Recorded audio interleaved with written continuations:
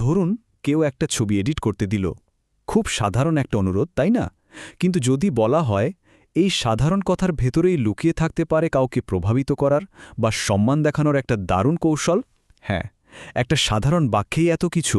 চলুন আজ আমরা এমনই একটা বাক্যকে ব্যবচ্ছেদ করে দেখি এর ভেতরে ঠিক কি লুকিয়ে আছে। তো এই হলো সেই বাক্যটা। শুনলে মনে হবে আরে এত খুবই সোজাসাপটা একটা কথা, একজন ছবি এডিট করতে বলছে, ব্যাস। কিন্তু ব্যাপারটা কি আসলেই এত সহজ? এখানে যে শব্দগুলো ব্যবহার করা হয়েছে সেগুলো কিন্তু এমনি এমনি আসেনি। প্রত্যেকটা শব্দ খুব ভেবে চিন্তে বসানো হয়েছে। আর এর পেছনের মানেটা, বিশ্বাস করুন, ভেরু পিক্সেল আর ব্যাকগ্রাউন্ডের চেয়ে অনেক গভীর। তাহলে প্রশ্নটা হলো, এই যে সহজ সরল দেখতে বাক্যটা, এটা আসলে ঠিক কি বলতে চাইছে? আসুন এই সহজ অনুরোধের ভেতরে থাকা গোপন কোডগুলো ভাঙার চেষ্টা করি। ব্যাপারটা অনেকটা ডিটেকটিভ গল্পের মতো, তাই না? চলুন তদন্তটা শুরু করা যাক। আচ্ছা, তো গভীরে যাওয়ার আগে চলুন এর ওপরের দিকটা একটু দেখি। মানে বাক্যটা প্রথমবার শুনলে কি মনে হয়, এর একদম আক্ষরিক অর্থটা কি, আগে সেটা পরিষ্কার করে নেওয়া যাক। একদম সহজ কথা।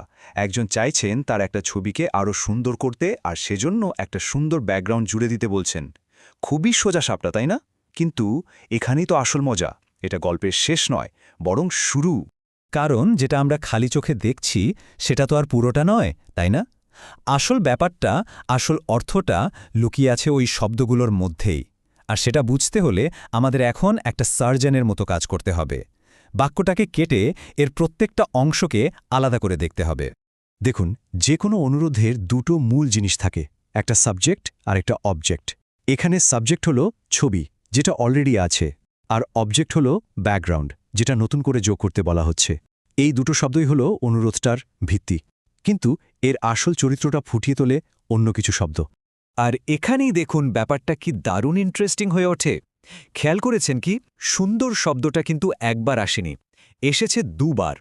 এটা কিন্তু কোনো ভুল না, এটা একটা সিগন্যাল, একটা সংকেত, যেটা আমাদের সরাসরি জানিয়ে দিচ্ছে যে অনুরোধকারী ঠিক কী চাইছেন।